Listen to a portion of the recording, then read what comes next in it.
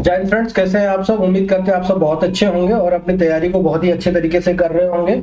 और अभी हमने प्रॉपर्टीज ऑफ मटेरियल और एसएफडी बीएमडी को खत्म कर दिया है। बेंडिंग एंड शियर स्ट्रेस वाले चैप्टर में अभी इंटर कर रहे हैं और यहाँ से क्वेश्चन हम कर रहे हैं क्या कि हमें अभी करना क्या है, ये क्वेश्चन प्रैक्टिस के पर्पज से देख रहे हैं। उत्तराखंड के साथ साथ ये है आपको, उत्तराखंड के साथ साथ आपको ये किसके किसके लिए है मैं बता देता हूँ। उत्तराखंड आप दे सकते हैं एसएससी जेई, उसके बाद आप देख सकते हैं डीडीए जेई, और झारखंड एसएससी के लिए, जेएसएससी जेई के लिए। ये आप तीनों लोग ये झारखंड के लिए, डीडीए के लिए और झारखंड एसएससी के लिए, और उत्तराखंड पीएससी के लिए तो एई के लेवल का क्वेश्चन। ये सारा क्वेश्चन प्रैक्टिस है और आप इसको प्रैक्टिस के हिसाब से लेके चलेंगे। ये सब आप ये किसी भी सेक्शन की तैयारी कर रहे हो आप इसको आराम से देख सकते हो और ये आपके लिए बहुत ही बेनिफिशियल होगा। यहाँ बहुत सारे कंसेप्ट ऐसे हैं जो घुमा फिरा के डायरेक्ट आपसे पूछे जाएंगे। यहाँ तो मैं तो इस लेवल से डिस्कस करूंगा इसको कि आपके जो रिवीजन है वो भी कंप्लीट होता हुआ चला जाएगा। ठीक है, तो चलिए आगे स्टार्ट करते हैं। बेंडिंग एंड शियर स्ट्रेस का पहला क्वेश्चन है आपका, कह रहा है कि the bending compressive and tensile stress are respectively are calculated based on. कह रहा है बेंडिंग कंप्रेसिव और बेंडिंग टेंसाइल किसके अकॉर्डिंग पे कर सकते हैं। तो बेंडिंग जो कंप्रेसिव होता है, बेंडिंग कंप्रेसिव अगर हम बात करें तो बेंडिंग कंप्रेसिव होता है ये ग्रॉस एरिया पे, इसको हम लेते हैं ग्रॉस एरिया, और ग्रॉस एरिया पे। और बेंडिंग टेंसाइल जो है, टेंसाइल को हम लेते हैं नेट एरिया पे, इसको लेते हैं नेट एरिया पे। ठीक है, net area. Bending compressive, bending tensile हो गया ग्रॉस एरिया और नेट एरिया। तो आपका आंसर कौन सा हो गया? ये आपका आंसर हो गया बी। ठीक है, चलिए आगे बढ़ते हैं और आपका आंसर हो गया बी। और 511 पे आते हैं। 511 में करता है the neutral axis of the beam. Neutral axis of the beam क्या होगा? The layers are subjected to minimum bending stress, layers are subjected to maximum bending stress, और layers are subjected to compression, there do not undergo any strain. ठीक है, तो अभी चलिए, अभी मैं एक आपको पहले बीम बना के दिखा देता हूँ कि अगर सपोज दैट मेरा ये बीम है, ठीक है, ये मैं आपको एक बीम बना के दिखा रहा हूं, ये मेरा बीम है। ठीक है, और इसमें क्या है कि एक अपना न्यूट्रल एक्सिस भी होगा। तो मैं न्यूट्रल एक्सिस मान के चल रहा हूं कौन सा, कि ये हमारा न्यूट्रल एक्सिस है। ठीक है, मैंने इसको मान लिया कि ये अपना न्यूट्रल एक्सिस है, इसको यहां से मान के चलते हैं ये अपना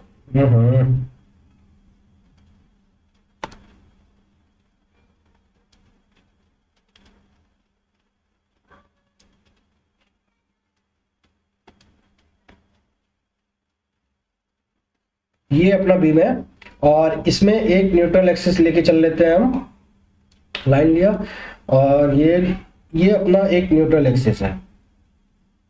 क्या हो रहा है यार, न्यूट्रल एक्सिस तो सीधा होगा।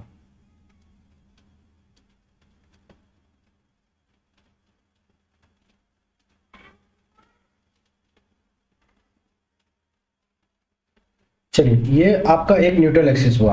ठीक है, अगर हम इसमें बात करते हैं तो बेंडिंग स्ट्रेस की, तो बेंडिंग स्ट्रेस का अगर हम बनाते हैं किसी भी सेक्शन को, अगर ये सेक्शन किसी भी सेक्शन पे लेंगे बेंडिंग स्ट्रेस, तो इसका कैसा बनेगा? ठीक है, ये वाला बनेगा। तो यहाँ पे क्या होगा, अगर ये इसकी बात करें तो सिग्मा मैक्स बेंडिंग स्ट्रेस और सिग्मा मिनिमम। ठीक है, और न्यूट्रल पे कितना होगा? बेंडिंग स्ट्रेस क्या होगा? 0 होगा। तो कह रहा है at the neutral axis bending the maximum bending neutral axis पे क्या होगा? तो कोई भी स्ट्रेन नहीं होगा, इसमें कोई भी किसी भी तरीके का स्ट्रेन नहीं होगा। तो इसका ऑप्शन कौन सा हो गया? डी हो गया। ठीक है, चलिए आगे बढ़ते हैं और ये अपना क्वेश्चन यहाँ पे हो गया। अब आगे बढ़ते हैं, अगला क्वेश्चन पे आते हैं। अगला क्वेश्चन कह रहा है क्या? 611 612 पे आते हैं। The beam of uniform strength. अगर बीम एक यूनिफॉर्म स्ट्रेंथ का होगा, अगर हम बात करें यूनिफॉर्म स्ट्रेंथ की, यूनिफॉर्म स्ट्रेंथ की, बीम यूनिफॉर्म स्ट्रेंथ का कब होगा? बीम यूनिफॉर्म स्ट्रेंथ का तब होगा जब इस पे सेम बेंडिंग स्ट्रेस होगा। हर एक पॉइंट पे आपको सेम बेंडिंग स्ट्रेस अगर मिलने लग जाए तो उसको बोलेंगे यूनिफॉर्म स्ट्रेंथ। तो उसको बोलते हैं क्या? The cross section of uniform through out the beam. ये the cross section through out the beam, इसको बोलते हैं, अगर क्रॉस सेक्शन यूनिफॉर्म होगा तो इसको बोलते हैं प्रिज्मेटिक। और the bending stress is every same bending stress at every point.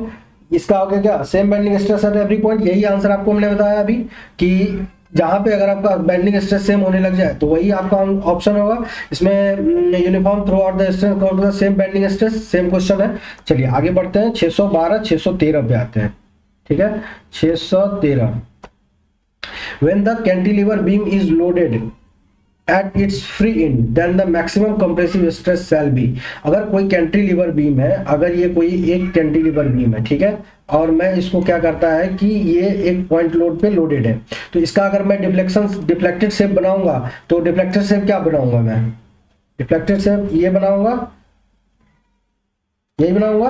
तो ऊपर क्या होगा, ऊपर टेंशन और नीचे कंप्रेशन। सॉरी थोड़ा सा ज्यादा हो गया ये, इतना ज्यादा नहीं होता है ये।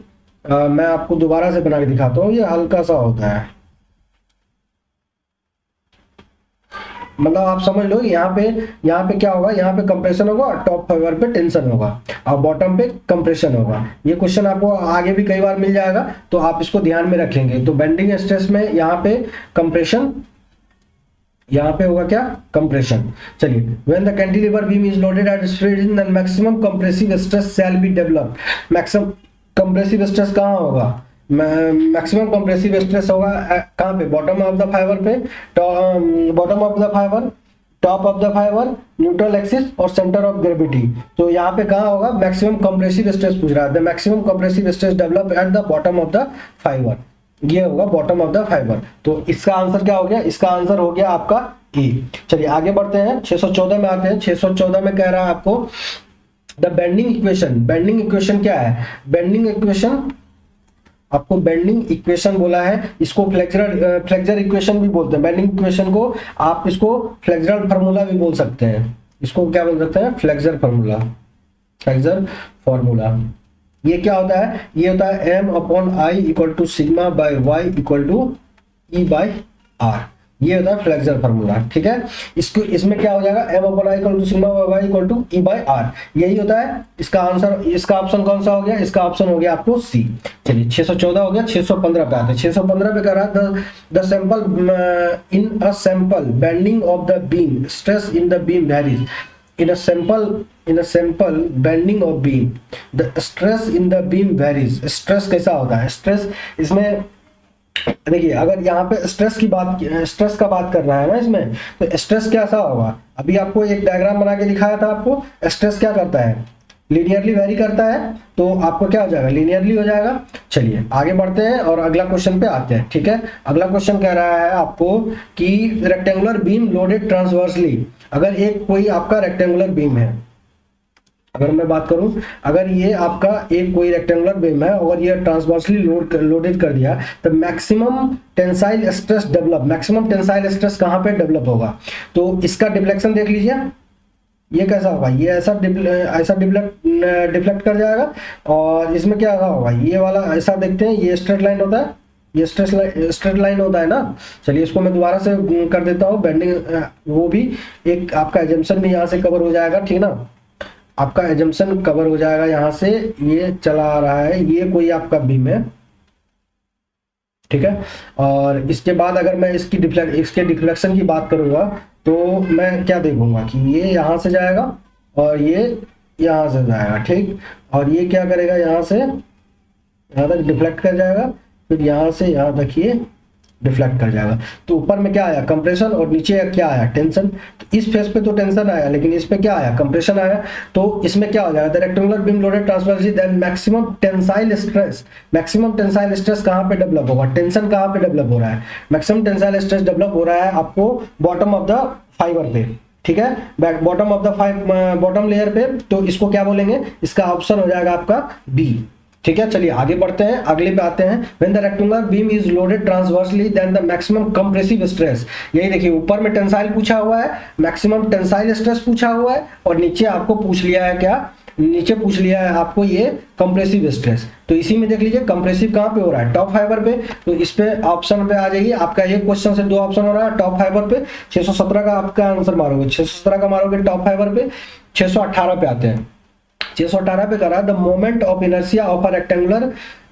एक कोई आपका रेक्टेंगुलर बीम है और बोल रहा है कि ये कोई आपका रेक्टेंगुलर बीम है। चलिए इसको क्या करते हैं कि ये कोई आपका रेक्टेंगुलर बीम है, ठीक है, रेक्टेंगुलर बीम है और बोल रहा है कि विड्थ क्या है इसका b है और डेप्थ क्या है d है। About the axis of axes passing through the centre of the gravity parallel to the axis. अगर मैं इस एक्सिस की बात करूं, अगर मैं सेंट्रल एक्सिस न्यूट्रल एक्सिस की बात करूं आई एक्स की, तो अरे यार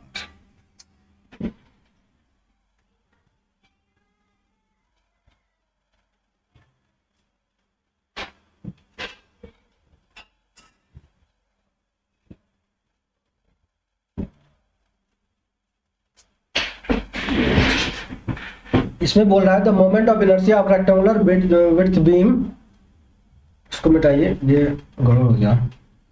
चलिए पहले पहले तो मैं आपको एक वो बना के दिखा देता हूँ कि अगर ये आपका बीम है, अगर ये आपका बीम है, सपोज दैट ये आपका बीम है, ठीक है, बोल रहा है रेक्टेंगुलर बीम है, तो ये मैंने आपको एक रेक्टेंगल बीम बना के दिखा दिया। अब बोल रहा है कि इसमें transverse moment of inertia of rectangle beam width B और डेप्थ इसका क्या है d दे रखा है, and the about the X axis through out the centre the gravity parallel to this. अगर ये बोल रहा है कि अगर ये मैं एक्स एक्स की बात करूं, ये यहाँ अगर मैं एक्स एक्स की बात करता हूँ, ये एक्स एक्स की बात करता हूँ, तो ये क्या हो जाएगा, ये वाई वाई है अपना, और ये क्या है, ये जेड जेड है। तो अगर बोल रहा है कि बोल रहा है ये मोमेंट ऑफ इनर्शिया, अगर मैं मोमेंट ऑफ इनर्शिया की बात करूँ, मैं इसको मिटा रहा हूँ आपको, मैं इसका क्रॉस सेक्शन आपको इधर दिखा दे रहा हूँ।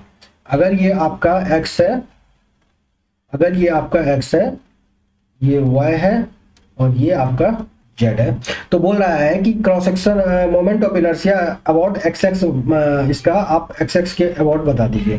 तो इसके लिए क्या लिखते हैं, B D cube by 12, moment of inertia B D cube by 12 लिखते हैं। तो 618 का आंसर क्या हो जाएगा, बी डी क्यू बाई 12, तो ये इसका आंसर क्या हो जाएगा, बी हो जाएगा। ठीक है, चलिए आगे बढ़ते हैं, अगले क्वेश्चन पे आते हैं। अगला क्वेश्चन बोल रहा है shear stress in a beam having the triangular cross section, triangular section is maximum at. देखिए अगर शियर स्ट्रेस की बात कर रहा है, ये क्या कर रहा है, ये कह रहा है शियर स्ट्रेस की बात, ट्रायंगुलर सेक्शन बोल रहा है। तो मैं पहले आपको एक ट्रायंगुलर सेक्शन लेके दिखा दे रहा हूँ। ट्रायंगुलर सेक्शन है आपका ये, तो मैं आपको ट्रायंगुलर सेक्शन में बना के दिखाऊं, ठीक है। चलिए ये आपका एक ट्रायंगुलर सेक्शन हो गया, और इसमें कह रहा है कि अगर मैं बात करूं इसमें न्यूट्रल एक्सिस की, तो मैं मानता हूं कि ये आपका न्यूट्रल एक्सिस है, ये आपका न्यूट्रल एक्सिस है और ये न्यूट्रल एक्सिस है। तो इस पे बोल रहा है कि मैक्सिमम क्या बोल रहा है, मैक्सिमम शियर स्ट्रेस ना, टॉ मैक्स का वैल्यू होता है मैक्सिमम न्यूट्रल एक्सिस पे कितना। इस पे न्यूट्रल एक्सिस की बात करते हैं तो ये होता है आपको ट्रायंगुलर सेक्शन के लिए होता है टॉ मैक्स होता है न्यूट्रल एक्सिस पे 4/3। न्यूट्रल एक्सिस अगर हम इसकी बात करें सेंट्रल एक्सिस पे टॉ न्यूट्रल एक्सिस 4/3 टॉ एवरेज, 4/3 टॉ एवरेज ये होता है। ये होता है कितने डिस्टेंस पे, ये न्यूट्रल एक्सिस पे, अगर तो न्यूट्रल एक्सिस कहाँ पे होगा, ये डिस्टेंस होगा 2h/3।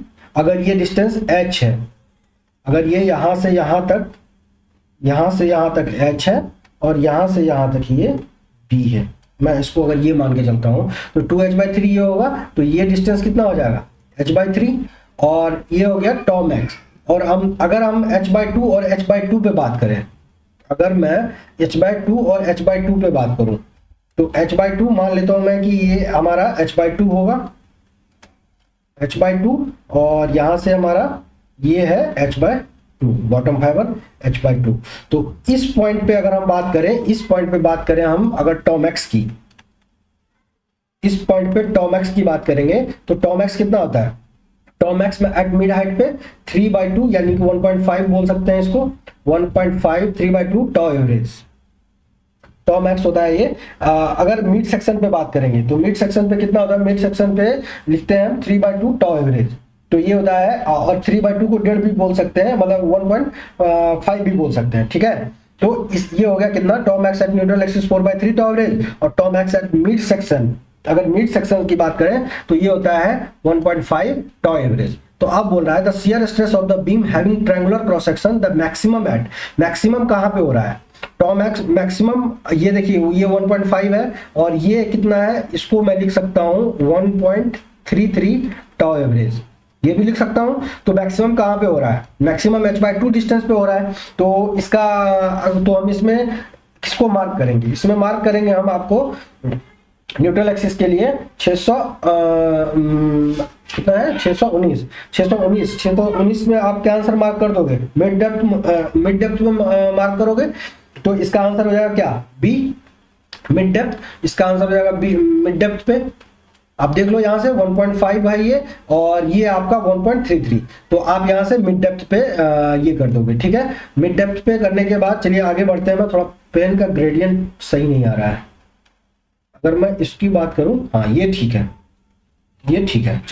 चलिए आगे बढ़ते हैं, अगला आते हैं, अगला ऑप्शन आते हैं। अगला ऑप्शन में क्या कह रहा है, ये हो गया आपका, ये आप याद रखिएगा, दोनों हो जाएगा।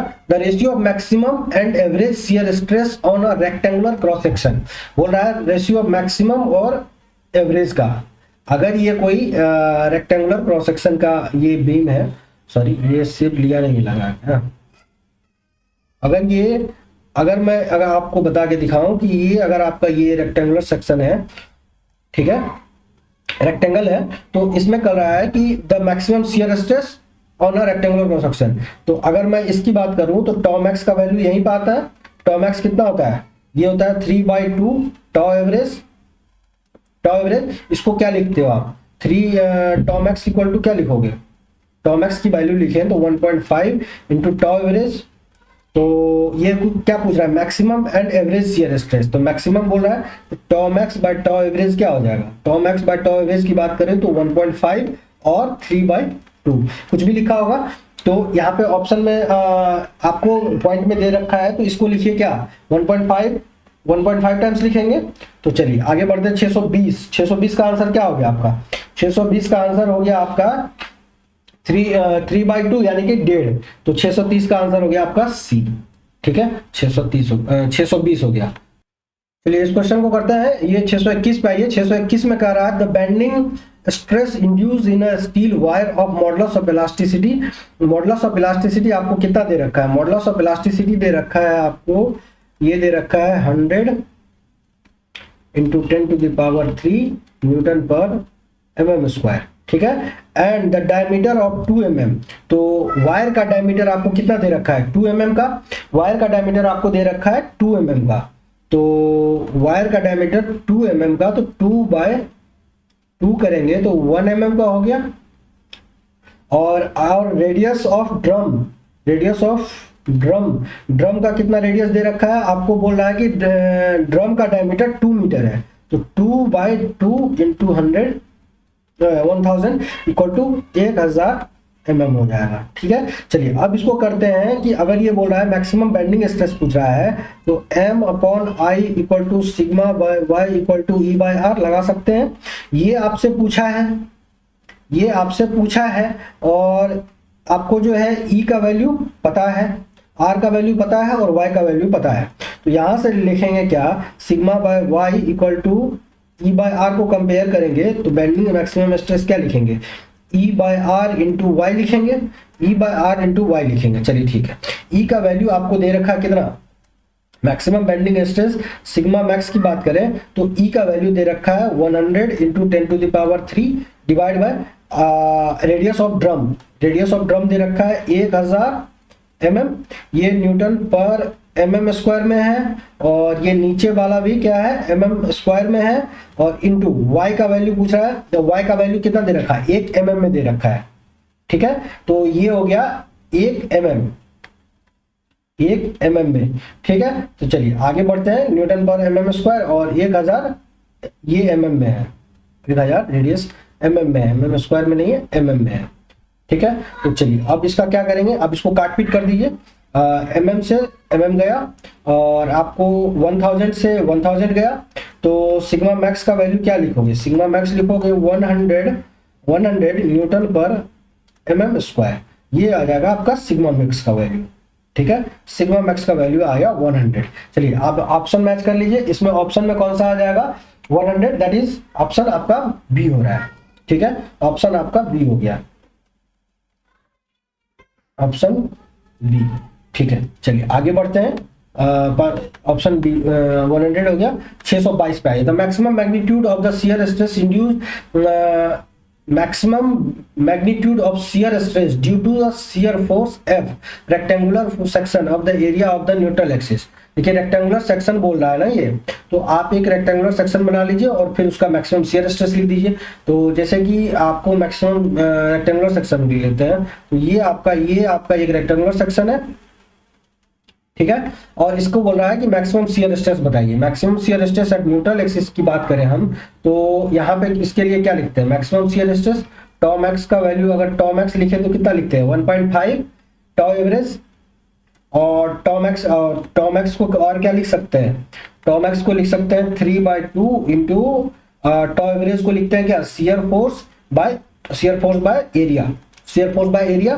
तो 3/2 इंटू शेयर फोर्स को ये बोल रहा है F, और एरिया आपको दे रखा है किसमें, एरिया आपको एरिया के टर्म में ही लिख रखा है, ठीक है। तो ये कितना हो गया 3/2 F by A, 3/2 F by A, ये हो गया आपका टॉ मैक्स का वैल्यू, ये हो गया टॉ मैक्स का वैल्यू, ठीक है। चलिए अब ये हो गया आपका यही है आपका आंसर। चलिए अभी क्या करते हैं, इसको मैं ब्रैकेट बना देता हूँ, ये हो गया आपका आंसर टॉ मैक्स, ठीक है।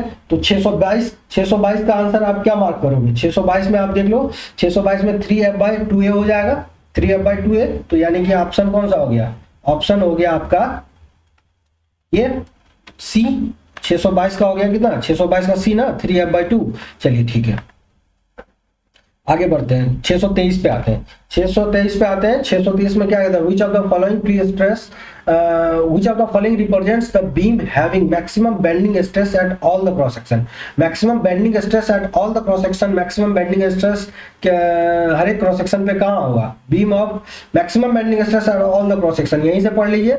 मैक्सिमम बेंडिंग स्ट्रेस तो यूनिफॉर्म स्ट्रेंथ का होगा, beam of uniform strength the maximum bending at stress, maximum bending stress at all the section पे यही हो जाएगा बीम ऑफ यूनिफॉर्म स्ट्रेंथ। तो इसका क्या आंसर हो जाएगा 623 का सी लिखेंगे। 625 पे आते हैं, 625 में बोल रहा था maximum shear stress in a triangular lamina, maximum shear stress in a triangular lamina, maximum shear stress कहाँ होगा, अभी आपको एक बना के दिखाया था। अगर ये कोई मेरा ट्रायंगल है और ये आपका बेस है और ये आपका डिस्टेंस है h, तो अगर मैं बात करूं मैक्सिमम शियर स्ट्रेस की मैक्सिमम बात करूंगा, तो ये अगर मैं मान लेता हूं न्यूट्रल एक्सिस, तो टॉ मैक्स का value, toe max at neutral axis, और h/2 डिस्टेंस पे यहाँ पे भी होगा एक टॉ, यहाँ पे भी क्या होगा टॉ मैक्स होगा। तो अभी आपको मैंने आपको अभी ये पूरा पीछे एक क्वेश्चन में आपको पूरे अच्छे से डिटेल में बता दिया है, ठीक है। तो उसका आंसर आपको क्या बताया था, टॉ न्यूट्रल पे कितना लिखेंगे, न्यूट्रल एक्सिस पे लिखेंगे कितना 4/3 टॉ एवरेज, और इसका बात करें तो 1.5 यानी कि 3/2 टॉ एवरेज, ये लिखेंगे, ठीक है। चलिए आगे लिखते हैं, the maximum shear stress in triangular, maximum triangular के में इसमें क्या रहा है, मैक्सिमम शियर स्ट्रेस ट्रायंगुलर में कहाँ होगा, ट्रायंगुलर लेमिना पे 1.33 times of the average shear stress eight y = h/2 पे। मैक्सिमम तो कितना हो रहा है h/2 पे हो रहा है, मैक्सिमम h/2 पे हो रहा है, तो h/2 पे आइए, h/2 और h/2 ये दो वैल्यू आपको मिला। तो अब इसमें देखेंगे कि कहाँ पे अपना वैल्यू मैच कर रहा है, ठीक है। तो अब इसमें आइए 600 इसमें कह रहा है कि the maximum shear stress of a triangular lamina 1.33 times of the average shear stress eight y = h/3। Maximum की भी बात कर रहा है, h/3 भी तो होता है, h/3 भी 1.33 टाइम्स एट h/3, यहां से ये h/3 और ये हो जाएगा डिस्टेंस 2h/3। अगर हम न्यूट्रल एक्सिस की बात करेंगे तो ये हो रहा है, ये भी सही है, लेकिन ये क्या रहा है मैक्सिमम कह रहा है, तो ये सही उसके अनुसार से नहीं होगा, ठीक है। और ये मैक्सिमम की बात करें तो 3/2 एट h/2 पे हो रहा है, 3/2 टाइम्स ऑफ h/2 डिस्टेंस पे हो रहा है। तो इसमें आइए इसका आंसर हो जाएगा क्या आपका 625 का आ जाएगा 1.5 times of the average shear stress eight h/2, ये आपका ऑप्शन सही हो जाएगा। चलिए 626 पे आते हैं, the radius of the Mohr circle is 0 when the state of stress, radius of Mohr circle 0 कब होगा।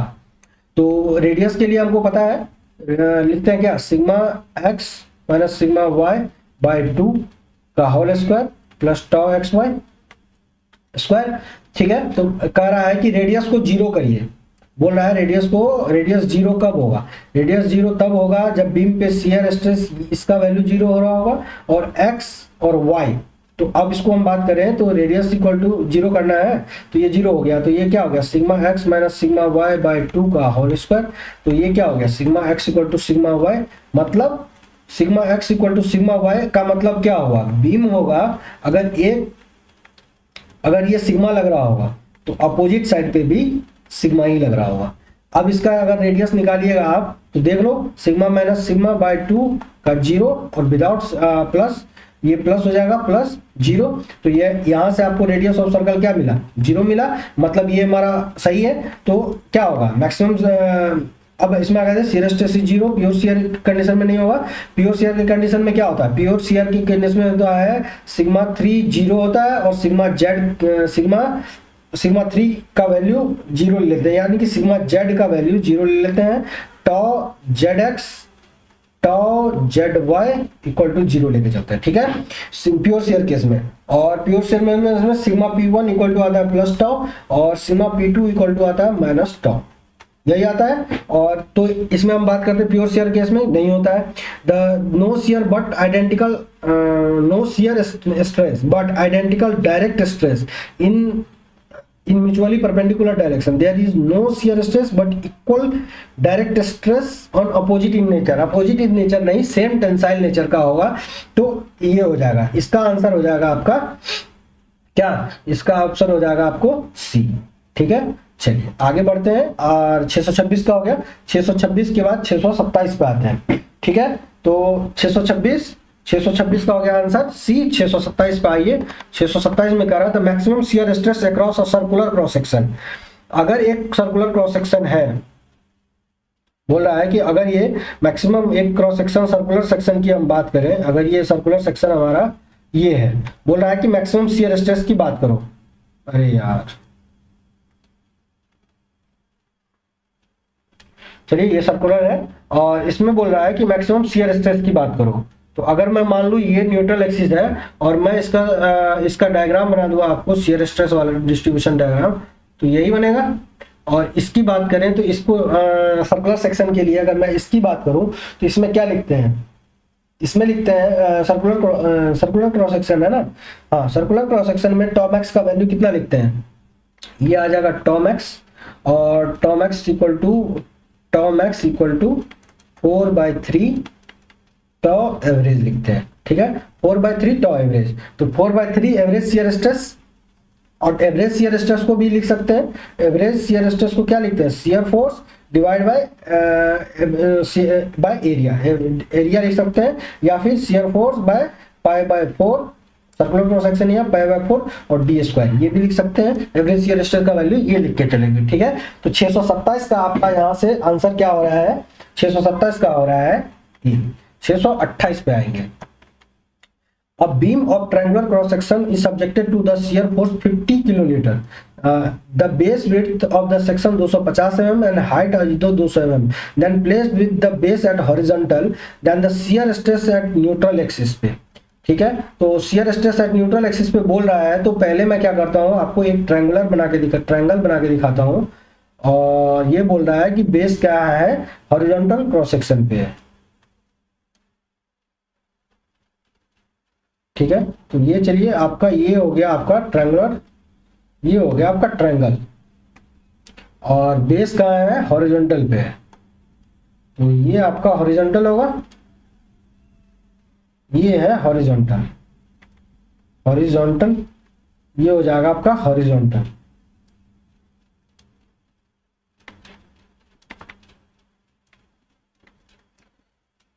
ये हो गया आपका हॉरिजॉन्टल हो गया ये। अब इसमें कह रहा है कि the beam place then shear stress at neutral axis पे, shear stress at neutral axis पे, ये टॉमैक्स एट न्यूट्रल एक्सिस पे बोल रहा है।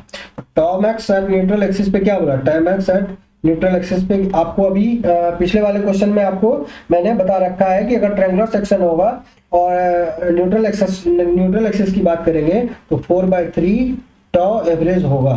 तो 4/3 इंटू टॉ एवरेज को लिखते हैं b बाय एरिया, और इसको लिखेंगे क्या 4/3 इंटू शियर फोर्स दिखेगा आपको कितना दे रहा है 50 किलोमीटर, 50 इंटू 10⁻3। और एरिया देख लीजिए ट्रायंगुलर सेक्शन का क्या लिखते हैं 1/2 और बेस कितना दे रखा है, बेस दे रखा है, मैं मार्क कर देता हूँ इसमें। ये डिस्टेंस आपको दे रखा है कितना, ये डिस्टेंस दे रखा है आपको, हाइट दे रखा है 200 mm का, 200 mm का। और विड्थ दे रखा है कितना, विड्थ दे रखा है विड्थ 250 mm का, ये दे रखा है 250 का। ठीक है, ये दे रखा है 250, इसको मैं क्लियर लिखता हूँ। ये दे रखा है आपको, ये दे रखा है 200 और ये दे रखा है 250। ठीक है, तो यहां रखिए 250 इंटू 200। ठीक, अब काट पीट कर देंगे तो ये हो गया कितना, ये हो गया 100, 1 0 और ये 2 0, 3 0 से कट गया। और ये हो गया 25 गुना 50, तो 8 कितना हो रहा है, ये हो गया टर्म एक्स का वैल्यू, ये आ गया 8/3, 8/3 दैट इज 8/3 को और भी लिख सकते हैं, 3 दूना 6 और 6 2 8, 2 पे 0, 3 20, 3 6 के 18, 2.6 के करीब, 2.67 लिख सकते हैं या 2.7 लिख सकते हैं, ये लिख सकते हैं। तो चलिए आगे बढ़ते हैं। इसका आंसर कौन सा हो गया आपका, इसका आ गया आपका आंसर बी, 628 का आंसर आ गया बी। चलिए ठीक है, ये 2.7 आ गया, 2.7। चलिए अगला क्वेश्चन पे आते हैं, 629 पे ना, 629 पे क्या हो रहा है। A circular ring of radius 42 mm is cut in and bent into the rectangle whose sides are 6:5 than the small sides of the rectangle। ये कोई सर्कुलर सेक्शन है और इसको कह रहा है काट के क्या किया है कि रेक्टेंगुलर में इसको बना दिया है। ठीक है, ये कोई सर्कुलर सेक्शन है, इसको रेक्टेंगल बना दिया। ठीक है, चलिए अब इसका आपको दे रखा है सब कुछ, अब इसको सॉल्व करिए। The circular cross section of radius दे रखा है कितना, रेडियस दे रखा है आपको, ये दे रखा है 42 सेंटीमीटर का। ठीक है, cut into bend into the form of a rectangle whose sides in the ratio of 6:5। अगर इसका साइड्स का रेशियो दे रखा है, ये दे रखा है अगर 6 और ये दे रखा है 5, तो देन कह रहा है then the small sides of the rectangle, small side कितना होगा। तो मैं अगर इसके पेरीमीटर की बात करूं और इन दोनों के पेरीमीटर को बात कर दूं तो मैं इसमें वो कर सकता हूं। ठीक है, तो इसका पेरीमीटर की बात करें तो इसका पेरीमीटर की बात करें तो इसका होता है 2πr, और इसकी बात करें तो ये कितना हो जाएगा, इसका पेरीमीटर हो जाएगा 2 टाइम्स ऑफ एरिया, यानी कि 2 times of width into depth, यानी कि इसको मान लेता हूँ 6 और +5, 6 + 5x, तो इसके अनुसार से हो जाएगा पेरीमीटर। अब मैं दोनों को मिला देता हूँ। 2 अगला दे रखा है आपको 2πr, तो इसको करिए क्या, इसको करिए 2πr, r का वैल्यू कितना दे रखा है 42 सेंटीमीटर, 42, और इक्वल टू लिखेंगे 2 टाइम्स ऑफ 11x। ठीक है, तो ये कितना हो गया 2 × 22/7 × 42 इक्वल टू 22x। 22 से 22 कट गया, 7 से 7 × 42 कट गया, तो x इक्वल टू क्या हो गया, यहाँ से x इक्वल टू आ गया 12। ठीक है, तो x इक्वल टू अगर 12 आ गया तो अब मैं क्या करूंगा कि इसका पेरीमीटर पे लिखूं। तो ये कितना है, इसको मैं मान, इसको भी x और इसको x, इसको y मान रखा है, ये है x और ये भी x दे रखा है। ठीक है, तो ये क्या हो गया 6 × 12 डिवाइड बाय 5 × 12, 12 से 12 कट गया, तो ये कितना हो गया 6:5 ही के रेशियो में आ गया। ठीक है, तो बोल रहा है कि मिनिमम स्मॉल साइड मिनिमम या फिर स्मॉल साइड कितना हो जाएगा 5x equal to 5 × 12 equal to 12×5 60 centimetre का। ठीक है, तो आपका आंसर कितना आ गया, इसमें आ गया 60 centimetre, that is option D. ठीक है, चलिए आगे बढ़ते हैं, अगला क्वेश्चन पे आते हैं, 630 पे आते हैं। The moment of inertia of a rectangular section 3 centimetre wide and 4 centimetre deep depth, then x6 passing through the center of the gravity parallel to the width. The moment of inertia that is I पूछा हुआ है आपसे, moment of inertia होता है rectangular section के लिए BD cube by 12, B का value दे रखा है and 4 centimetre 3 centimetre wide 3 centimetre wide and 4 centimetre by 12। तो ये कितना हो गया? इसको लिखेंगे 4 से काटेंगे तो 4 तिया के 12, 3 से 3 कट गया, तो ये क्या होगा 16। आई इक्वल टू क्या आएगा 16 mm to the power 4। I equal to 16 mm to the power 4। आप इसमें मैच कर लीजिए, आपका 16 mm टू दी पावर 4 कौन सा आ रहा है? ऑप्शन आ रहा है सी। चलिए आगे बढ़ते हैं अगले ऑप्शन पे 630 631 पे आते हैं। The modulus of rigidity is the ratio of, अब देखिए ये पहला चैप्टर का है। मॉडुलस ऑफ रिजिडिटी को मतलब क्या बोलते हैं? मॉडुलस ऑफ रिजिडिटी होता है shear stress bye shear strain.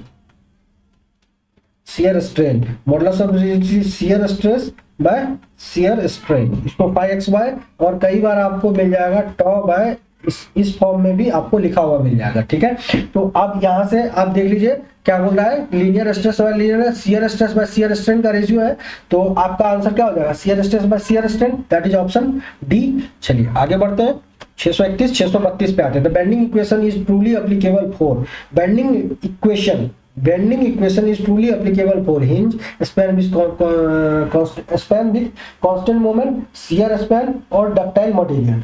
तो बेंडिंग इक्वेशन किसके लिए होता है? बेंडिंग इक्वेशन वैलिड होता है, आपने एक इसमें अगर आप बेंडिंग स्ट्रेस की थ्योरी देखोगे तो इसमें ये वैलिड होता है जिसका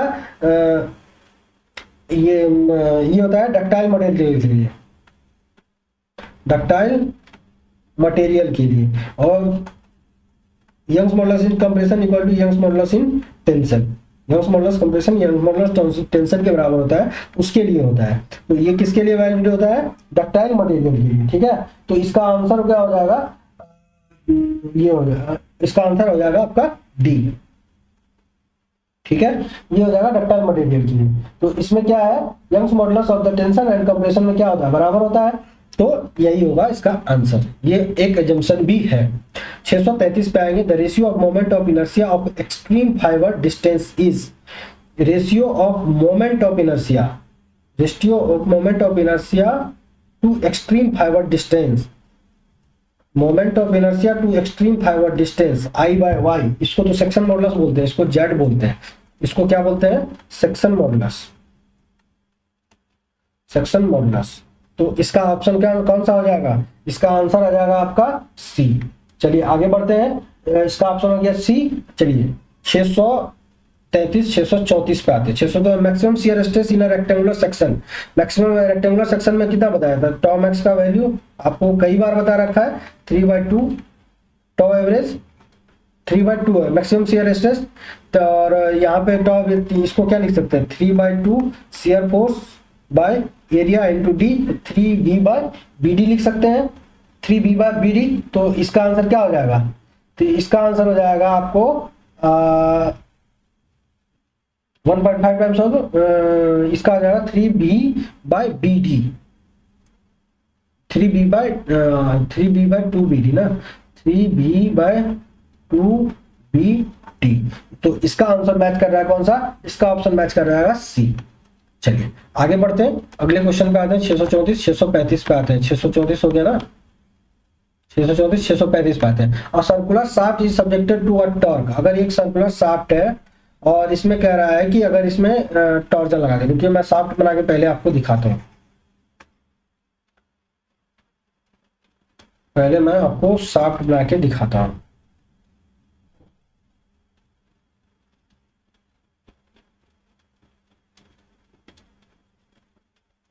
ये हो गया आपका शाफ्ट और इसको मैं मिटा दूंगा यहां से। ठीक है, और ये एंड आ जाएगा आपका फिक्स हो जाएगा। ये आपका मान लो ये आपका फिक्स है और ये क्या है? ये सर्कुलर है और इसमें क्या कर रहा है कि इसमें लग रहा है आपका टॉर्क और बेंडिंग स्ट्रेस यहाँ पे लग रहा है आपको सिग्मा। ठीक है, सिग्मा बोले या एम बोल देते हैं, मैं इसको यहाँ पे एम बोलता हूँ। एम होना, ठीक है, ये एम हो गया। चलिए अब आगे बढ़ते हैं। आगे बोल रहा है the ratio of maximum bending stress. तो आपने एक चीज पढ़ा होगा, maximum bending stress for the circular shaft होता है 32 M/πd³ और टॉर्क की बात करेंगे, अगर सिर्फ टॉर्क लग रहा होगा तो इसमें होता है 16T/πd³। अब ये बोल रहा है कि हमको रेशियो बता के दो मैक्सिमम बेंडिंग स्ट्रेस और मैक्सिमम शियर स्ट्रेस का, ठीक है। तो मैक्सिमम ये हो गया टॉ मैक्स का, मैक्सिमम शियर स्ट्रेस का, ठीक है। तो ये कितना हो जाएगा, इन दोनोका रेशियो अगर हम लिखने की बात करेंगे तो कितना लिखेंगे 32M/πd³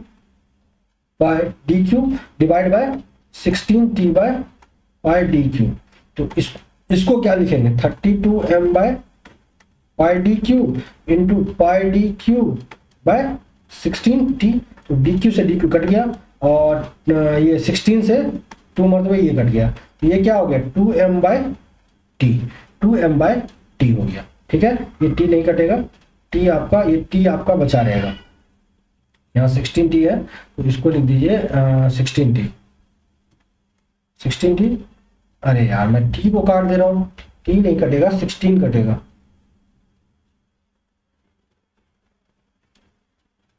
ये t है और ये आपका 16 है, 16 16 दूना 32, ये 2 मरतबे में ये कट गया, तो 2M/t आया। अब आंसर मैच कर लिए, 2M/t कौन सा ऑप्शन में आ रहा है, ऑप्शन मैच करके बताएंगे।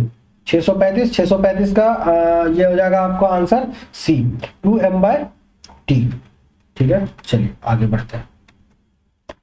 636 बात है, the bending compressive and tensile stress respectively are calculated. अब वही पहला question, bending compressive and tensile are respectively calculated based on किस पे कैलकुलेट करते हैं, shear force and bending moment, shear force, bending moment, torsion. Bending compressive and tensile stress respectively calculated are, ये किस पे करते हैं, बेंडिंग मोमेंट के बेसिस पे, ठीक है। बेंडिंग कंप्रेसिव और बेंडिंग कंप्रेसिव और टेंसाइल स्ट्रेस किसके मैक्सिमम बेंडिंग मोमेंट के हिसाब पे कैलकुलेट करते हैं, ठीक है। चलिए 636 हो गया। 637 पे आते हैं, the neutral axis of a beam subjected to neutral axis of a bending compressive और बेंडिंग टेंसाइल बेस्ड ऑन किसके पे, तो न्यूट्रल एक्सिस के, सॉरी बेंडिंग मोमेंट के बेसिस पे इसका कैलकुलेशन करते हैं, ठीक है। ये आपका ये sigma max bending maximum bending stress की बात नहीं कर रहे थे। चलिए अब बात करते हैं इसमें अगले क्वेश्चन की, 637 पे आते हैं। The neutral axis of a beam is subjected to, neutral axis of a beam subjected to कौन सा, कुछ नहीं होता इसमें। मैक्सिमम न्यूट्रल एक्सिस पे क्या, न्यूट्रल एक्सिस पे पूछ रहा है, न्यूट्रल एक्सिस पे सब्जेक्ट टू जीरो स्ट्रेस, ये इसमें क्या हो जाएगा, इसमें कौन सा आ जाएगा, जीरो स्ट्रेस हो जाएगा, ठीक है। तो इसका आंसर हो जाएगा न्यूट्रल एक्सिस पे जीरो स्ट्रेस मिलता है, आपका आंसर हो जाएगा 637 का हो जाएगा ए। अभी आपको ये डायग्राम बना के दिखाया है पीछे। 638 पे the select of section modulus of the rectangular beam having width B and depth D uniform isotropic section. Section modulus z equal to क्या लिखते हैं, z equal to I/y। Rectangular B और डी दे रखा है, इसको लिखते हैं BD³/12 और y को लिखते हैं क्या, ये हो गया, और इसको इसी को लिखते हैं क्या D/2। तो इसको क्या लिख सकते हैं BD³/12 इंटू 2/d, d से d कट गया तो ये स्क्वायर बच गया, 2 से 6 कट गया तो ये क्या हो गया BD²/6। आपका कौन सा हो जाएगा BD²/6। तो इसका ऑप्शन 638 में आप क्या ऑप्शन मार्क करोगे BD²/6 मार्क करोगे, तो ये आंसर हो जाएगा आपका BD²/6, तो बी हो जाएगा इसका आंसर, ठीक है। चलिए बी हो गया इसका आंसर। चलिए आगे बढ़ते हैं। 639 पे a fixed beam A B subjected to a triangular load varying from 0 at A and W at unit B at B, then the ratio of fixed in moment A and B। ये कह रहा है जो triangular load varying from 0 at 1 in A, अगर इस and पे 0 है, maximum W पे है और दोनों क्या है, ये फिक्स्ड है, ये आपका B है और ये आपका A है। तो कह रहा है कि वो बताइए फिक्स्ड इन मोमेंट बताइए आप, फिक्स्ड इन मोमेंट बताने के लिए आपको बोल रहा है। तो ये है ठीक है, और ये फिक्स्ड है। तो फिक्स्ड इन मोमेंट क्या लिखते हैं, जिधर पे कम है इधर पे ये वाला और ये वाला, इधर क्या हो जाएगा, इधर के साइड पे हम क्या लिखते हैं, इधर के साइड पे लिखते हैं WL²/20, और इधर को क्या लिखते हैं WL²/30। तो बोल रहा है कि the unit at B then the ratio of fixed in moment at A and B. A पे कितना लिखेंगे WL²/30 और WL²/20। तो इसको क्या लिखेंगे WL²/30 और ये हो जाएगा 20/WL²। WL² कट गया तो ये कितना हो जाएगा 20/30, यानी कि कितना हो जाएगा 2/3। 2/3 आ गया इसका आंसर। तो अब इसमें मैच कर लीजिए 2/3 कौन सा ऑप्शन आपका मैच कर रहा है, आपका आंसर मैच कर रहा है बी। चलिए आगे बढ़ते हैं, ये हो गया। अब इसके बाद आते हैं इस पे, simply supported a beam of following cross section exists at the situation of pure bending in some part of the beam or along the center of the beam. The simply supported in which of the following case there exists the situation of pure bending in some part of the beam along their extreme। इसमें आप पहले तो diagram बनाते जाएंगे और distance करेंगे। The simply supported beam subjected to 2 equal spaced downward concentrated load. अभी हमने इतना बेंडिंग मोमेंट और शियर फोर्स डायग्राम ड्रॉ करके आया है, हमने बहुत सारा ड्रॉ किया है। अब इसका एसएफडी मैं बना के दिखाता हूँ और देखते हैं फिर। अगर ये लोड कितना आ जाएगा, ये तो सेंटर पे ये पी आएगा, तो ये भी आ गया पी, और यहाँ से कितना आया ये भी, ये अगर लोड पी है तो सिमेट्रिक है दोनों डिस्टेंस पे, तो P, और फिर यहाँ से ज़्यादा कोई लोड नहीं, फिर यहाँ से क्या जाएगा P, और फिर ये लास्ट में जाके मिल जाएगा P। तो इस अगर ये A है, ये B है, ये C है और ये D है, तो ये भी A है, B है, C है और D है। तो इस बीच में क्या मिल रहा है, शियर फोर्स कांस्टेंट मिल रहा है, ठीक है। इन विच केस प्योर बेंडिंग, जहाँ पे शियर फोर्स कांस्टेंट होगा वहीं पे आपको मिलेगा क्या, प्योर बेंडिंग मिलेगा उसमें, ठीक है। चलिए आगे बढ़ते हैं। और simply supported beam subjected to 2 equally spaced concentrated moment. अगर इस पे सिंपली सपोर्ट इसमें क्या है, simply supported beam subjected to 2 equal spaced opposite moment. अगर इक्वल स्पेस्ड अपोजिट मोमेंट है, अगर ये सिंपली सपोर्टेड बीम है, और आपको इक्वल स्ट्रेस पे लग रहा है, अपोजिट मोमेंट लगा रहा है इसमें ना, तो अपोजिट अगर मोमेंट लगा रहा होगा, चलिए एक को मैं लगा देता हूँ क्लॉकवाइज, ये एक को मैं लगा देता हूँ क्लॉकवाइज, एक को लगा देता हूँ एंटी क्लॉकवाइज। इससे क्या होगा, हमारा रिएक्शन क्या आ रहा है, RA प्लस RB की बात करें तो 0, RA into L equal to बात करें तो कितना हो जाएगा M minus M that is 0। तो RA कितना आ गया 0, तो RB कितना आ गया 0 और 0। तो इसमें अगर हम SFD की बात करें तो कोई नहीं आएगा, ये तो 0 ही रहेगा, तो ये आ गया 0। ये भी आ गया क्या आपका प्योर बेंडिंग आ गया। 2 केस तो हमने चेक कर लिया। अब आइए तीसरे केस में बात करते हैं। तीसरे केस में कह रहा है an over cantilever beam subjected to a clockwise moment at free end. Clockwise moment अगर कैंटिलीवर बीम में फ्री एंड पे लग रहा होगा तो उस केस में क्या होगा, ठीक है। तो चलिए उस केस में हम बात कर लेते हैं। उस केस में क्या होगा, कैंटिलीवर बीम में फिक्स्ड एंड पे मोमेंट लग रहा होगा। चलिए एक कैंटिलीवर बीम बनाया और फिक्स्ड एंड पे मोमेंट लगा दिया है। तो अगर हम इसकी बात करें, अगर इसके हम एसएफडी की बात करेंगे तो एसएफडी में क्या आएगा, यहाँ पे रिएक्शन कितना मिला 0, तो इसका एसएफडी भी क्या हो जाएगा 0। तो ये क्या हो जाएगा प्योर बेंडिंग।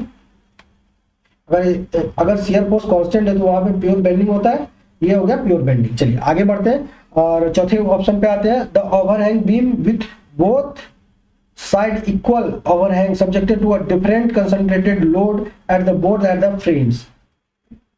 अगर डिफरेंट कंसंट्रेटेड लोड लग रहा होगा, अगर किसी भी फिक्स्ड एंड के अगर P लग रहा होगा और Q लग रहा होगा, और बोल रहा है कि an overhang beam with both side equal overhang subjected to equal hangs of different concentrated load at the both the free ends, both ends पे इक्वल कंसंट्रेटेड लोड लग रहा होगा। तो अब इसका अगर एसएफडी हम बनाने लगेंगे तो यहाँ से क्या आएगा, यहाँ से अगर ये सिमेट्रिक है तो इसका कुछ ना कुछ R आएगा, इसका RA और RB आएगा, ये कोई है तो यहाँ से ये P नीचे आया, फिर RA क्या करेगा ऊपर जाएगा और कोई लोड नहीं रहेगा, यहाँ से यहाँ तक शियर फोर्स कांस्टेंट, ठीक है।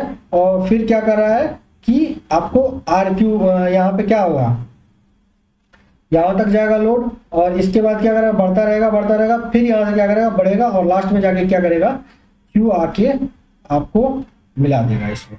ठीक है, ये आ जाएगा, यहाँ से एक लोड जाएगा और ये मिला देगा। तो यहाँ पे कहीं भी शियर फोर्स नॉट कांस्टेंट हो रहा है, तो इस केस में नॉट पॉसिबल होगा। तो आपका आंसर क्या हो जाएगा, 1, 2 एंड 3। ठीक है, तो 1, 2 एंड 3 आपका ऑप्शन हो गया। इन तीनों केस में क्या होगा, प्योर बेंडिंग का केस होगा ये। ठीक है, तो चलिए आगे बढ़ते हैं और अगले क्वेश्चन पे आते हैं। अगला क्वेश्चन कह रहा है आपको कि 641 पे आते हैं, 641। Section modulus of a hollow circular section having external diameter D दे रखा है और इंटरनल डायमीटर क्या दे रखा है, स्मॉल डी दे रखा है।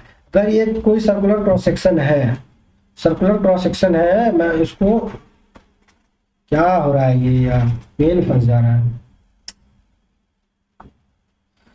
ये आपका कोई सर्कुलर क्रॉस सेक्शन है, ठीक है। और उसके बाद करते हैं हम, अगर हम इसकी बात करें तो सर्कुलर क्रॉस सेक्शन और इसके अंदर भी एक सर्कुलर क्रॉस सेक्शन है।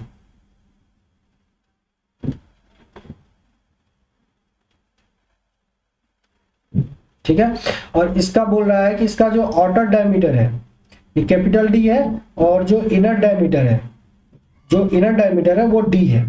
इसका बोल रहा है कि section modulus the hollow circular section having the external diameter D, section modulus बनाइए। सेक्शन मॉडुलस होता है आई बाय वाई, और सेक्शन मॉडुलस कैसे लिखते हैं, section pi by 64 D to the power 4 लिखते हैं, pi by 64 D to the power 4 minus small D to the power 4, pi by 64 D to the power 4 by section. और ये क्या आ जाएगा, y इक्वल टू क्या लिखेंगे, y क्या होता है, यहाँ से सेंट्रल से लेकर के एक्सट्रीम फाइबर का डिस्टेंस तक 2/2, यही हो जाएगा हमारा y। तो यहाँ पे लिखेंगे क्या, d/2। अगर मैं इसको उल्टा करके लिखूं तो उल्टा करके मैं क्या लिख सकता हूँ, उल्टा करके मैं लिख सकता हूँ pi by 64 D to the power 4 minus small D to the power 4 और इंटू 2/d लिख सकता हूँ, 2/d लिख सकता हूँ। तो d 2/d और d नहीं कटेगा, d नीचे में आपको एक्स्ट्रा दे देगा वो, ये क्या हो जाएगा d/2।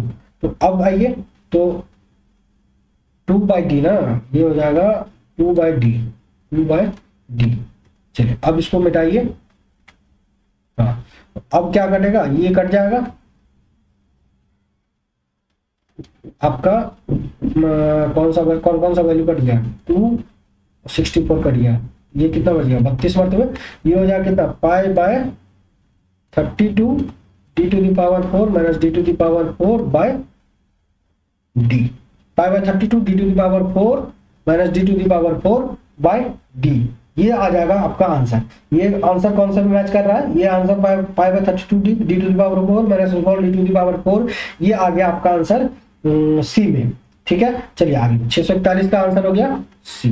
642 पे आते हैं, 642 पे आते हैं।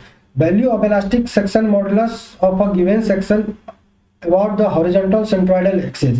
देखिए इस अगर हॉरिजॉन्टल सेंट्रोइडल एक्सिस ये 60 और ये 120, तो ये वैल्यू हम निकाल सकते हैं क्या, अगर ये ए बी और सी है तो इसको निकाल सकते हैं क्या, x 60 स्क्वायर और ये डिस्टेंस परपेंडिकुलर है, ये डिस्टेंस अगर ये परपेंडिकुलर है तो ये भी दे रखा है कितना, 100 दे रखा है।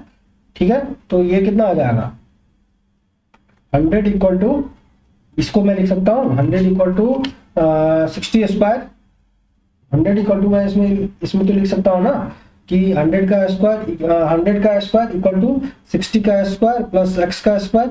अगर मैं इसको x बोल देता हूँ तो ये कितना हो जाएगा 100 स्क्वायर माइनस 60 स्क्वायर का अंडर रूट, तो ये कितना हो जाएगा 10,000 माइनस 3600, ये हो गया 6400, ये हो गया रूट अंडर 6400, यानी कि ये हो गया 8 64 80, ये आ गया 80। तो ये x का वैल्यू आ गया 80। ठीक है, x इक्वल टू आ गया 80। ठीक, चलिए अब करते हैं। अब इसमें बोल रहा है क्या कि अब आपको हमको ये बता दो कि इसका सेक्शन मॉडुलस कितना होगा।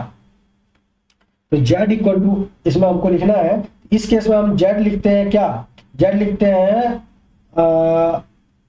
IC आई बाय वाई, और आई इसमें इस केस में आई कितना लिखते हैं, इस केस में आई लिखते हैं 1/12, 1/12 वाई, और 1/12, और ये हो गया कितना आपको, ये हो गया आपको ए स्क्वायर, ये हो जाएगा ए क्यूब बी साइन थीटा का स्क्वायर, ए क्यूब बी साइन थीटा का, ए क्यूब बी साइन थीटा का होल क्यूब। ठीक है, तो चलिए अब इसको z इक्वल टू लिख देते हैं 1/12 इंटू वाई का वैल्यू बताइए, y का वैल्यू आप क्या लिखोगे, y का वैल्यू अगर ये 80 आया, सेंट्रल से लेके एक्सट्रीम फाइबर तक की बात करेंगे, 80/2 इक्वल टू 40 आएगा, तो यहाँ पे लिखेंगे कितना 40, और इंटू ए क्यू बी, ए क्यू और बी, तो ये वैल्यू आपका ये जगह ए क्यू बी को मतलब इसको बोलते हैं क्या, इसको बोल सकते हैं ए, इसको बोलते हैं 100 क्यू बी और साइन 60, तो साइन 60 कितना हो गया, ये हो गया आपको साइन थीटा, साइन थीटा का क्या हो जाएगा, sine theta equal to sine theta, sine theta का वैल्यू निकाल दीजिए कितना, ये हो जाएगा ये हो गया कितना, ये हो जाएगा साइन थीटा का वैल्यू 80/100 यानी कि 0.8, तो इसको लिख दीजिए 0.8 का होल क्यूब, तो इसको सॉल्व करेंगे, इसको लिखिए 0.8 का होल क्यूब, इसको लिखिए 0.8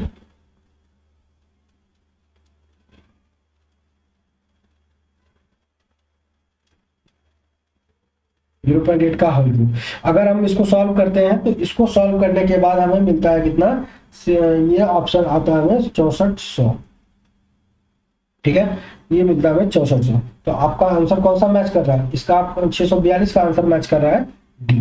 कैलकुलेशन थोड़ा देख लीजिएगा, ठीक, 642 हो गया, 643 पे आई है। The moment of inertia of circular section about its axis, moment of inertia of circular cross section about it axis बोला, moment of inertia, moment of inertia that is I, I equal to क्या लिखते हैं, moment of inertia of the circular section of 5 है 64 D to the power 4, 643 का answer कौन सा हो जाएगा, 643 का आंसर हो जाएगा 5/64 डी टू द पावर 4, आपका आंसर मैच कर गया ये। चलिए आगे बढ़ते हैं, 644 पे आते हैं, 644 644 the radius of gyration of a two rectangular column of is the ratio is 3:1, what is the ratio of their depth। देखिए रेडियस ऑफ gyration क्या लिखते हैं, रेडियस ऑफ gyration होता है रूट अंडर आई बाय ए, यानी कि moment of inertia by cross section area हो जाता है, ठीक है। तो बोल रहा है कि इसका रेशियो दे रखा है, कॉलम टू रेक्टेंगुलर कॉलम है, तो ये दे रखा है पहला और ये दे रखा है दूसरा, इन दोनों का रेशियो बोला है, तो इसमें लिखते हैं root under b1 d3/12 into bd होगा, और ये हो गया किसका bd1 का, ठीक है, b1 d1 cube b1 d cut गया, और इधर कितना हो जाएगा, इधर हो जाएगा कितना, ये हो जाएगा b2 d2 cube divide by 12 bd, और ये हो जाएगा दूसरे वाले सेक्शन का।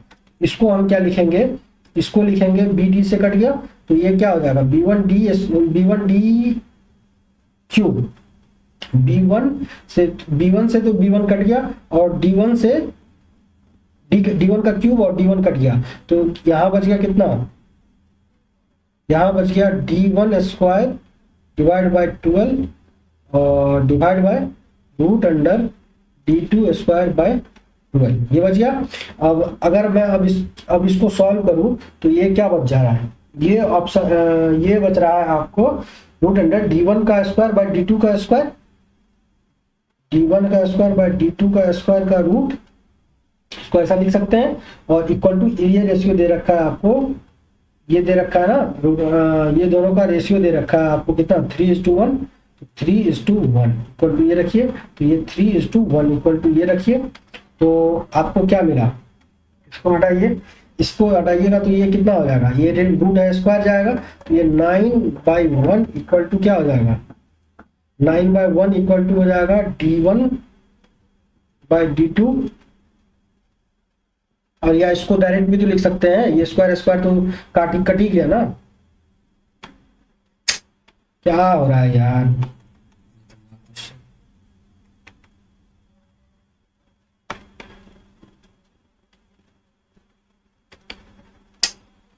नहीं एंग कर रहा है।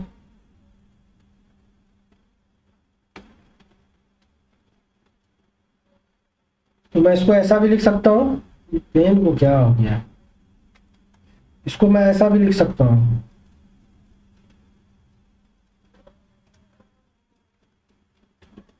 इसको ऐसा लिख सकता हूँ d1/d2 इक्वल टू 3:1, क्योंकि ये स्क्वायर में है, ये भी इसका भी स्क्वायर है, स्क्वायर स्क्वायर तो काट देगा रूट को, तो ये हो गया आपका d1/d2 3:1 ही होगा।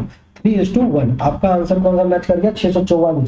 644 का आंसर कौन सा मैच किया, 644 का आंसर ए मैच किया। ठीक है, चलिए आगे बढ़ते हैं, 645 पे आते हैं। 645 में क्या कर रहा है, 645 में the transverse shear applied to a beam normally result to transverse shear applied to a beam normally to normal stress only, shear stress only, normal and shear stress and normal and shear stress and axial stress only. तो इसमें कौन सा होगा, normal और shear stress दोनों होगा। अगर कोई ट्रांसवर्सली लोड करेंगे तो नॉर्मल स्ट्रेस और शियर स्ट्रेस दोनों इंट्रोड्यूस होता है। चलिए आगे बढ़ते हैं, अगला क्वेश्चन आते हैं, ये बोल रहा है क्या, ये हो गया नॉर्मल शियर, और 645 646 पे आते हैं। 646 पे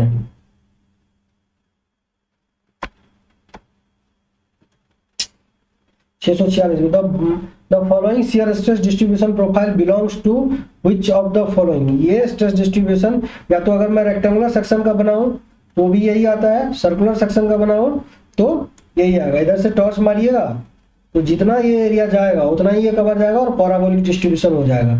तो ये आपका हो जाएगा दोनों के लिए। ठीक है, तो इसमें दोनों ऑप्शन पॉसिबल है। ठीक है, रेक्टेंगुलर के लिए भी और सर्कुलर के लिए भी।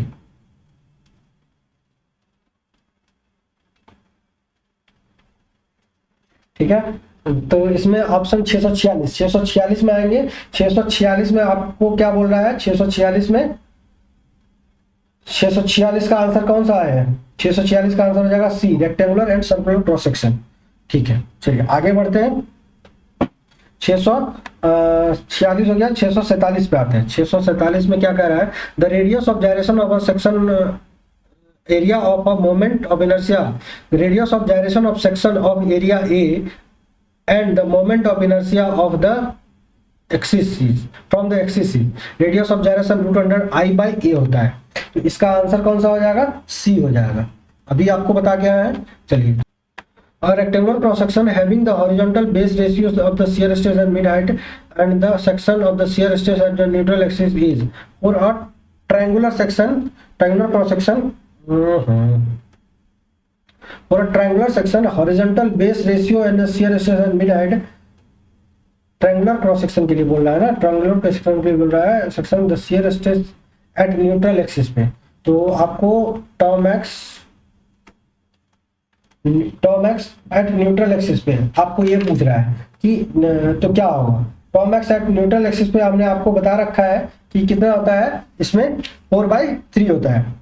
Tau max at neutral axis पे कितना लिखते हैं हम लोग, tau max at neutral axis 4/3 tau average, 4/3 tau average, 4/3 tau average. तो इसका आंसर क्या हो जाएगा, इसका आंसर हो जाएगा आपका the triangular section having the horizontal base, the ratio of shear stress at mid height, shear stress at mid height. अच्छा, ये न्यूट्रल एक्सिस पे और मिड हाइट की अगर हम बात करें, अगर हम यहां से यहां तक h/2 की और h/2 की बात करें, h/2 और h/2 की बात करें तो ये कितना हो जाता है, ये हो रहा है tau max equal to 3/2 tau average.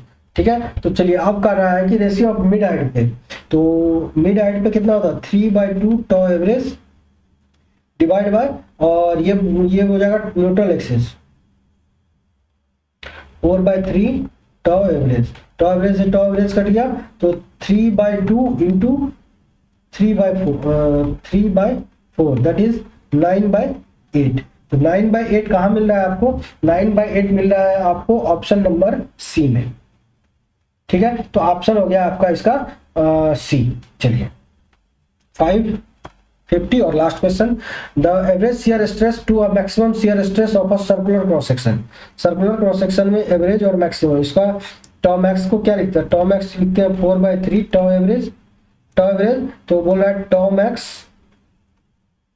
By tau average circular cross section के लिए क्या लिखेंगे 4/3, 4/3 बोले तो 1.33, तो या तो इसको 4/3 लिख दीजिए या फिर tau max by tau the maximum shear stress ratio of average shear stress to, ये तो मैक्सिमम बाय एवरेज लिख दिया ना, tau average by tau maximum पूछ रहा है, maximum shear average shear stress by maximum पूछ रहा है ना, सिंपली 3/4 हो जाएगा। तो इसका आंसर आपका कौन सा हो जाएगा, इसका आंसर आपको मैच करेगा डी। चलिए ठीक है, और अब इसके बाद आते हैं 651। चलिए थोड़ा पेन, ये पेन टैब थोड़ा सा डिस्टर्ब कर रहा है काम, तो चलिए इसके अभी तक हम 50 क्वेश्चन रखते हैं और बाकी क्वेश्चन हम अगले क्लास में करेंगे। 651 से कंटिन्यू करेंगे इसको, और मिलते हैं फिर नेक्स्ट क्लास में। और बाकी इसी तरीके से कंसेप्ट, बाकी सब्जेक्ट में कुछ नहीं है, बस आपको गिने चुने 5-10 फॉर्मूले हैं और 5-10 कंसेप्ट है, वही यही आपको बार बार घुमा फिरा के वही आपसे पूछ रहा है। लेकिन अगर आप प्रैक्टिस कर लोगे तो ये थोड़ा आपको अच्छा रहेगा। मैं एक बार फिर से बोलना चाहूंगा कि आप इसको एसएससी, जेई, डीडीए और जेएसएससी और साथ में उत्तराखंड पीएससी का तो है ही, तो ये आप प्रैक्टिस के पर्पज से आप ये तीनों देख सकते हैं और इसी में से आपको क्वेश्चन आएगा। ठीक है, तो चलिए मिलते हैं अगली क्लास में, तब तक के लिए bye bye, ta-ta, thank you so much.